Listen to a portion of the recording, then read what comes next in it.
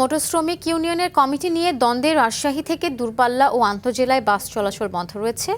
সকাল 8:30টার দিকে শ্রমিকদের একাংশ বাস চলাচল বন্ধ করে দেয়।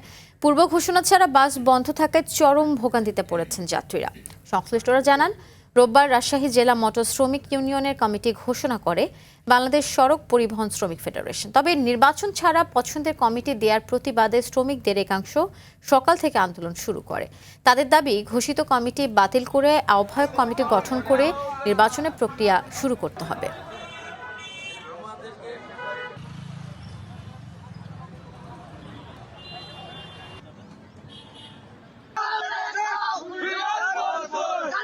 আমরা এখানে পৌঁছায় 1 ঘন্টা চলে গেছে, তারপরে বলতেছে যে এই ঘটনা আজকে দুপুরের পরেও সম্ভাবনা আছে কিনা সন্দেহ। ঢাকার উদ্দেশ্যে আসছি যাওয়ার জন্য, এখন কাউন্টার থেকে বন্ধ।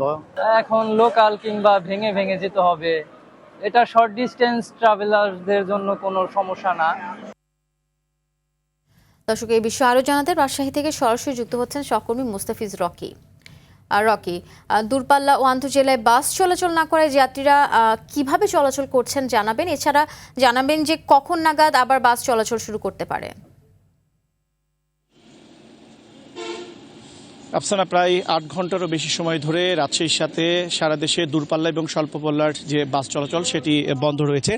ফলে চরম দুর্ভোগে পড়তে হচ্ছে সাধারণ মানুষকে। অনেককে দেখেছি যে অনিশ্চয়তা নিয়ে তারা কিন্তু এই যে বাস টার্মিনাল রয়েছে, এই বাস টার্মিনালে কিন্তু আসলে তারা অপেক্ষা করছেন এবং অনেকে টিকিট কেটেছিলেন যে গন্তব্যে যাওয়ার জন্য। সেই টিকিট কিন্তু আসলে কাউন্টারগুলো যেহেতু বন্ধ রয়েছে, ফেরত দিয়ে টাকাও আসলে দেওয়া হচ্ছে না। এই নিয়ে যাত্রীরা চরম বিপাকে পড়েছে এবং আমরা দেখেছি যে বিশেষ করে যারা বিভিন্ন গন্তব্যে যেতে চান তারা কিন্তু বিভিন্ন ট্যাক্সি, সিএনজি সহ যে সমস্ত যানবাহনগুলো রয়েছে সেগুলো বাড়তি ভাড়াতে কিন্তু তারা আসলে গন্তব্যস্থলে যাচ্ছেন।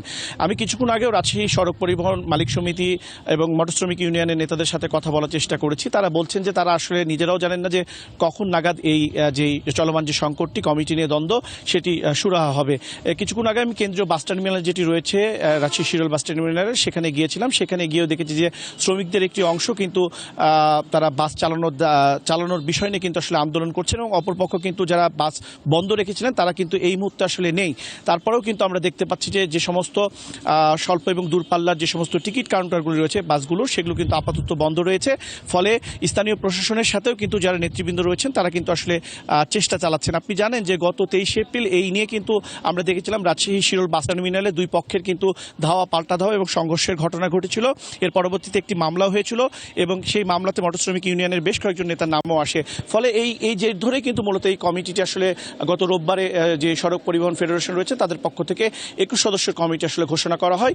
এর জেরেই কিন্তু আসলে আজকে এই পরিবহন ধর্মঘট চলছে। তবে অনিশ্চয়তার মধ্যে রয়েছে, কেউই জানেন না আসলে কখন এই ধর্মঘট প্রত্যাহার করা হবে বা এই বিষয়ে আসলে সিদ্ধান্ত আসবে।